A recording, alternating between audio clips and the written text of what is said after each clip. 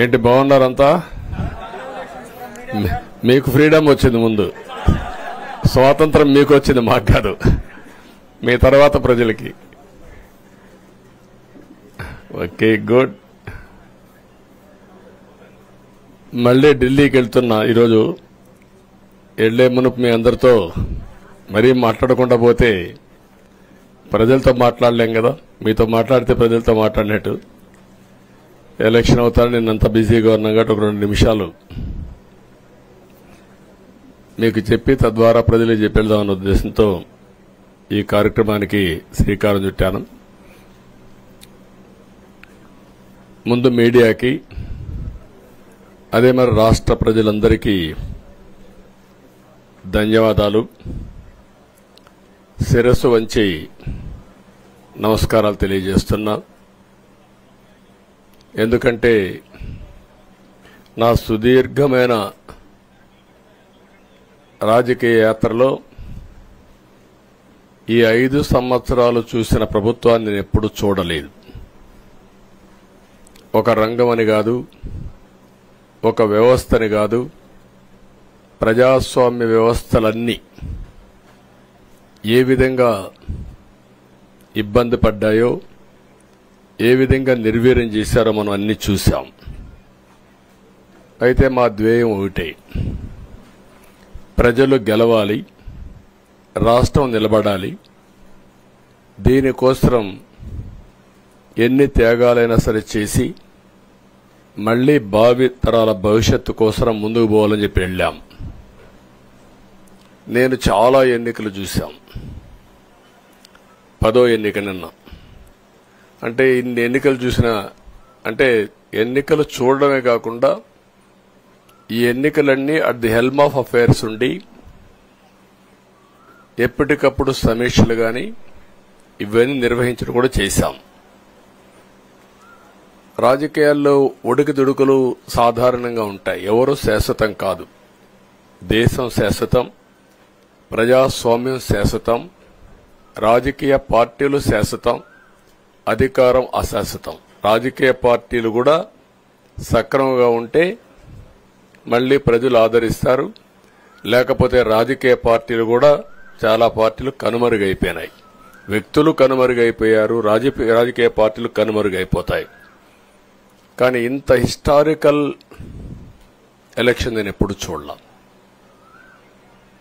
నా జీవితంలో చాలా ఎలక్షన్స్ ఫేస్ చేస్తే కానీ వేవ్ కనపడేది, వ్యతిరేకత కనపడేది. కానీ ఈ ఎలక్షన్లో ఎక్కడో అమెరికాలో ఉండే వ్యక్తి ఒక 5 లక్షలు 10 లక్షలు ఖర్చు పెట్టుకొని నేను రావాలి, ఓటేయాలి, రాష్ట్రం నిలబడాలి, ప్రజలు గెలవాలి అనే ఆవేదనతో వచ్చారు. ఎక్కడో పక్క రాష్ట్రాల్లో ఎక్కడో కడుపు నిండడం కోసం కూలి పనులకైనటువంటి వ్యక్తులు, పాచి పనులు చేసుకునే వ్యక్తులు సొంత డబ్బులు పెట్టుకొని నేరుగా ఇక్కడ రైల్వే స్టేషన్లో చూస్తే, బస్టాండ్లో చూస్తే భోజనం కూడా ప్యాక్ చేసుకొని తీసుకొచ్చి ఇక్కడ భోంచేసి ఓటేసే పరిస్థితికి వచ్చారు. ఈ కమిట్మెంట్ ని ఏ విధంగా వర్ణించాలో నాకైతే అర్థం కాదు. ఏ విధంగా వాళ్ళని అభినందించాలో కూడా అర్థం కాని పరిస్థితి. అనేక ఎన్నికల్లో అనేక అనుభూతులు చూశాం. కానీ మేము అన్ని ఎన్నికల కంటే ఇది ఒక తెలుగుదేశం పార్టీ చరిత్రలో, ఆంధ్రప్రదేశ్ రాష్ట్ర ప్రజల చరిత్రలో సువర్ణాక్షరాలతో లిఖించదగ్గ ఎన్నిక. ఇది ఒక హిస్టారికల్ ఎన్నిక. ఆగస్టు క్రైసిస్ తర్వాత, ఎన్టీ రామారావు గారు పార్టీ పెట్టిన తర్వాత 83లో మేము గెలిచాం. అప్పుడు 200 సీట్లు వచ్చాయి. కొత్తగా పార్టీ పెడతానే ఎన్నికలకు వెళ్లి 9 నెలలు అధికారంలోకి వస్తే 200 సీట్లు వచ్చాయి. 94లో మీరు ఒక్కసారి చూస్తే ప్రజా వ్యతిరేకం వల్ల 3 ముఖ్యమంత్రులు మారడం వల్ల ఆ రోజు మీరు ఎన్నికలు చూస్తే దగ్గర అపోజిషన్ పార్టీకి రిక్వైర్డ్ నెంబర్, అంటే అపోజిషన్ లీడర్గా వచ్చే స్టేటస్ రాకుండా వచ్చాయి. అవన్నిటిని మరిపించే విధంగా ఈసారి ఊహించని విధంగా వచ్చింది. అంటే దానికి కారణాలు నేను ఎక్కువ చెప్పక్కర్లేదు. అనుభవించిన ప్రజలకే అర్థమవుతుంది. ఎప్పుడైనా సరే ప్రజాస్వామ్యంలో ప్రాథమిక హక్కు మాట్లాడే స్వేచ్ఛ. ఆ స్వేచ్ఛనే కోల్పోవాల్సి వచ్చింది.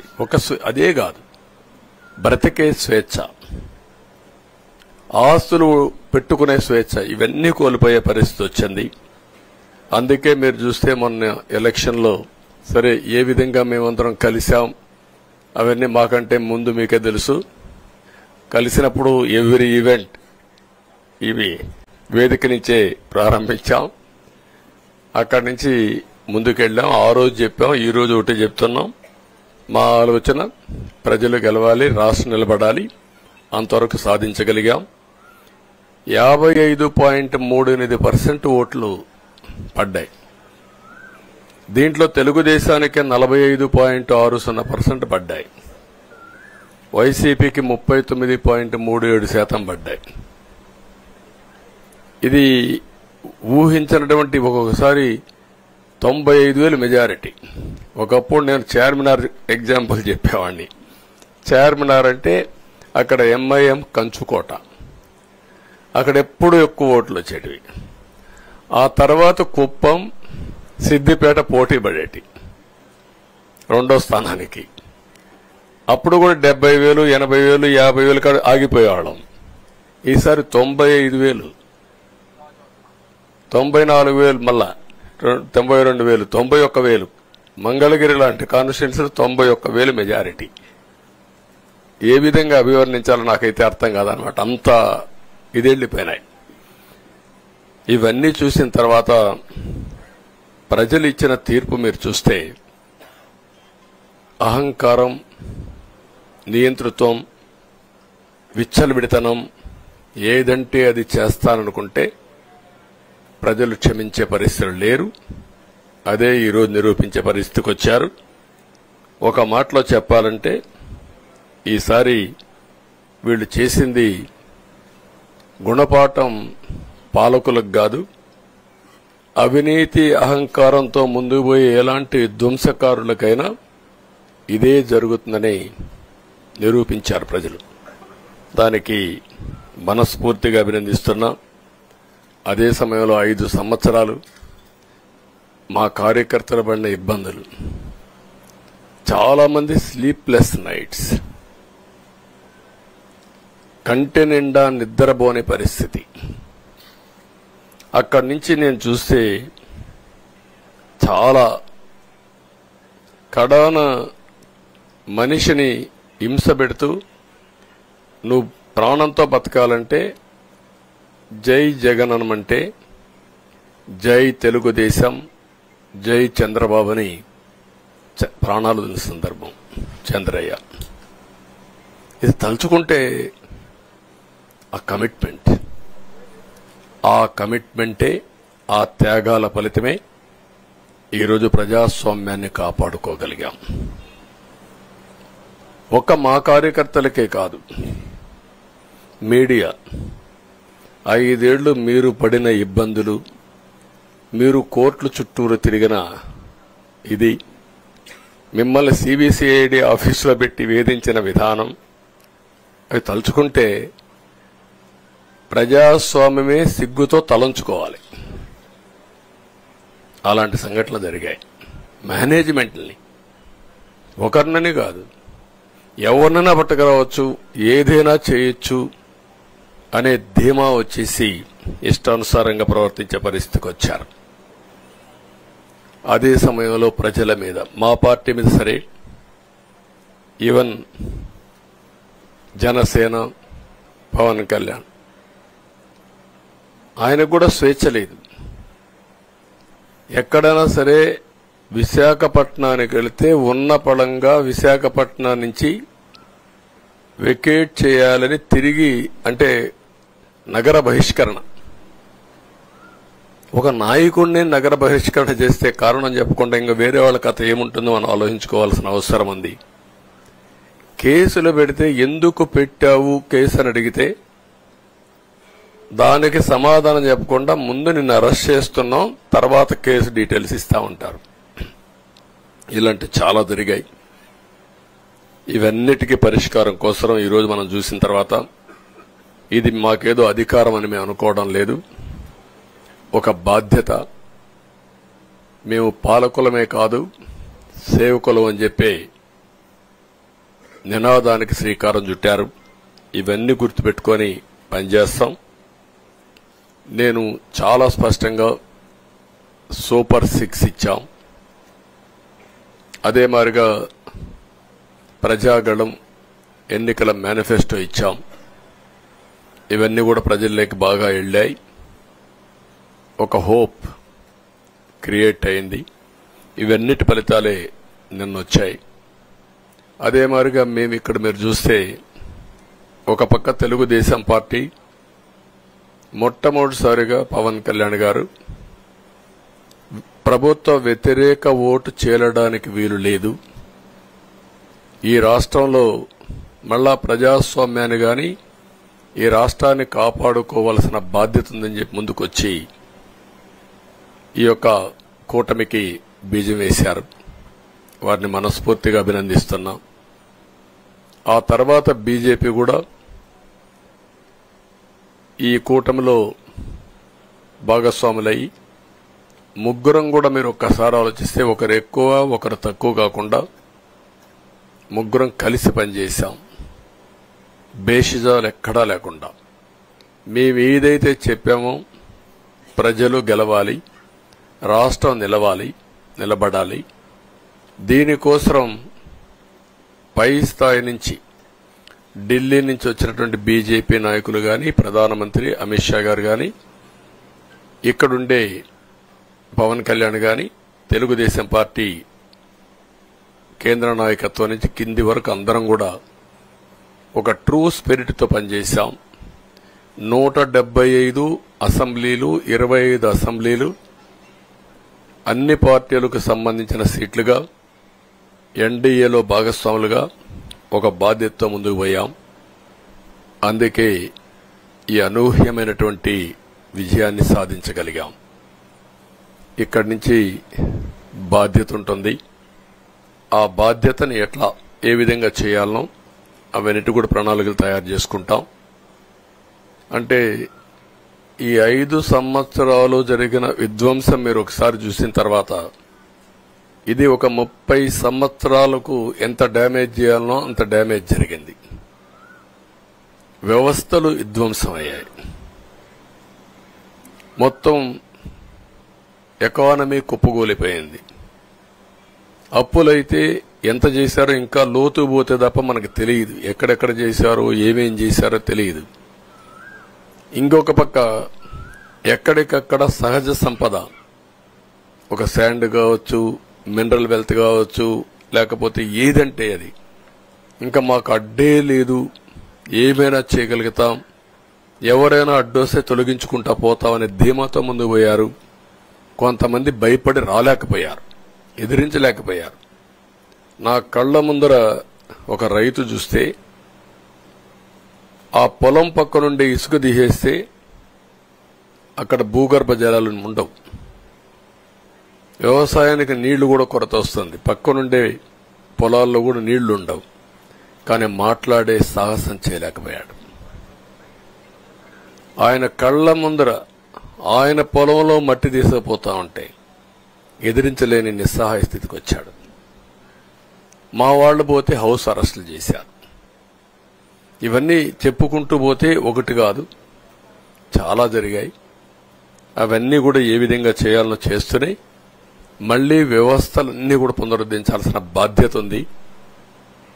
అదే మరిగా మాకు ఒక 4-5 రోజులు ఇవన్నీ చూసిన తర్వాత డెప్త్కి పోయిన తర్వాత మీరు పేపర్లో రాసినట్టు గాని మేము మాట్లాడినట్టు గాని ఒక లెవెల్లో ఆగిపోయినాయని నా ఉద్దేశం. ఎందుకంటే నేను రాజకీయాలు 40 ఏళ్లు చూశాను.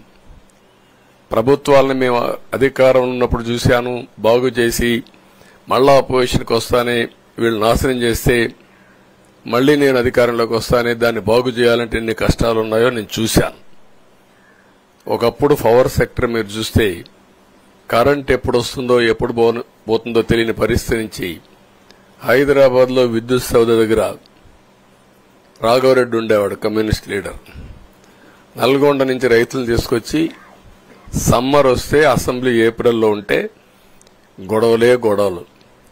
సగం టైం మేము కరెంటు కొరతపైనే చర్చించేవాళ్ళం. That were the days. అలాంటిది నేను 1999 నుంచి పవర్ సెక్టర్ రిఫార్మ్స్ తీసుకొచ్చి 2004కి సర్ప్లస్ బాధ్యతతో క్వాలిటీ పవర్ ఇవ్వడం మొదలుపెట్టాం. 2014కు మళ్లీ 22 మిలియన్ యూనిట్లు ఆంధ్రప్రదేశ్లో కొరత కరెంటు. వ్యవస్థలన్నీ నిర్వీర్యం అయిపోయినాయి.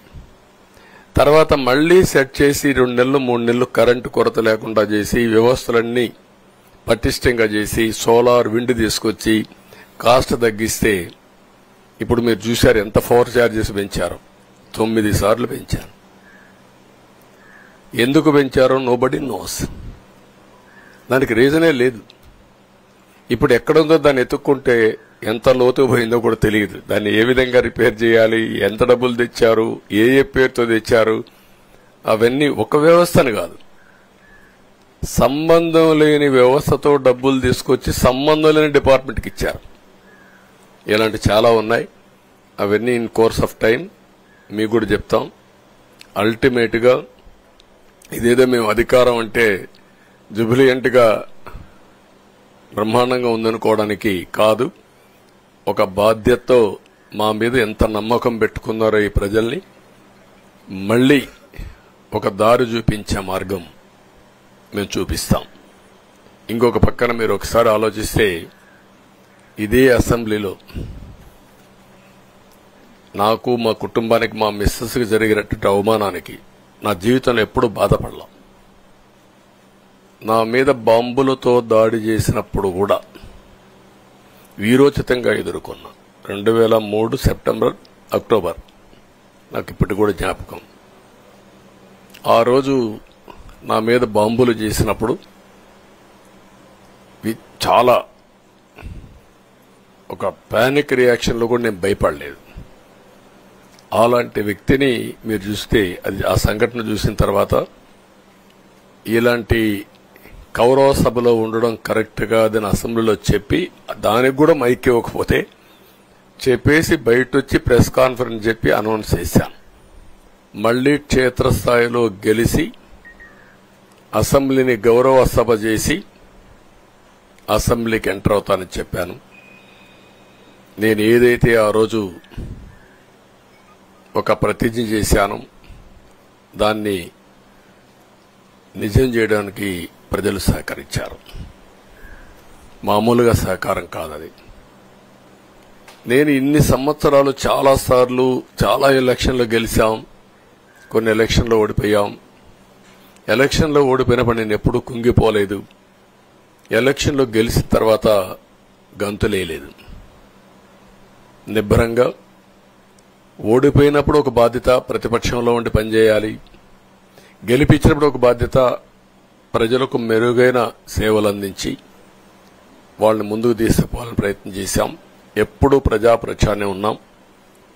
అలాంటిది జరిగిన తర్వాత ఈరోజు మళ్లీ ఇదే అసెంబ్లీకి నేను ఏదైతే చెప్పానో అది చేసి వెళ్ళడం అనేది ఒక తృప్తి, ఒక గౌరవం.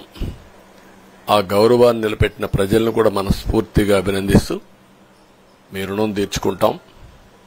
ఏ విధంగా పనిచేయాలో పనిచేస్తాం. మీ ఎక్స్పెక్టేషన్స్ ప్రకారం పనిచేసి అయితే ఎప్పటికప్పుడు మీరందరూ కూడా మేము ఓటేసాం, మా పని అయిపోయింది, ఇంకా మీరు చూసుకోండి కాకుండా ఎప్పటికప్పుడు మమ్మల్ని నడిపించే బాధ్యత, మాకు సహకరించే బాధ్యత, మళ్లీ రాష్ట్రంలో ఉండే ప్రజలందరం బాగుపడాలంటే ఏం చేయాలో మేము చేసినప్పుడు ఎప్పటికప్పుడు ఫీడ్బ్యాక్ ఇచ్చి నడిపించే బాధ్యత తీసుకోవాల్సిందిగా వారిని కోరుతున్నా. పవన్ కళ్యాణ్ గారిని మనస్ఫూర్తిగా అభినందిస్తున్నా. అదే మరి బీజేపీ అగ్రనాయకత్వాన్ని నరేంద్ర మోడీ గారిని, అమిత్ షా గారిని, ఇక్కడికి వచ్చిన అబ్జర్వర్స్ ని, ఇక్కడుండే పార్టీ అధ్యక్షురాలైనటువంటి పురంధేశ్వరి గారిని మనస్ఫూర్తిగా అభినందిస్తున్నా. వీళ్ళందరూ కూడా ఏదైతే ఒక స్ఫూర్తిని తీసుకున్నామో ఆ స్ఫూర్తితో టోటల్ గా ప్రతి ఒక్క కార్యకర్త సిన్సియర్ గా పనిచేయడానికి ఏ అభ్యర్థి ఉన్నా తమ అభ్యర్థిగా పాటించి బ్రహ్మాండంగా పనిచేశారు. వాళ్ళందరినీ అభినందిస్తున్నా. ఈరోజు మా విజయం మూడు పార్టీల కార్యకర్తల సమిష్టి కృషి. వారందరినీ అభినందిస్తూ ఈరోజు ఢిల్లీకి పోయి వచ్చిన తర్వాత ఒకసారి మళ్లీ ఇవన్నీ ఎప్పటికప్పుడు సమీక్ష చేసుకుంటూ ముందుకు పోతా అని చెప్పి తెలియజేసుకుంటూ మరొక్కసారి మీ అందరికీ అభినందనలు, ధన్యవాదాలు. థ్యాంక్ యూ అనండి.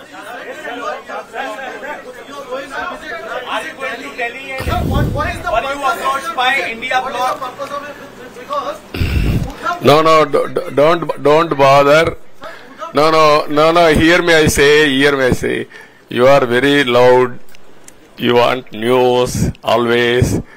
I am also experienced. I have seen so many political changes in this country. We are in NDA. I am going for NDA meeting. In course of time, anything, we'll report to you. Thank you.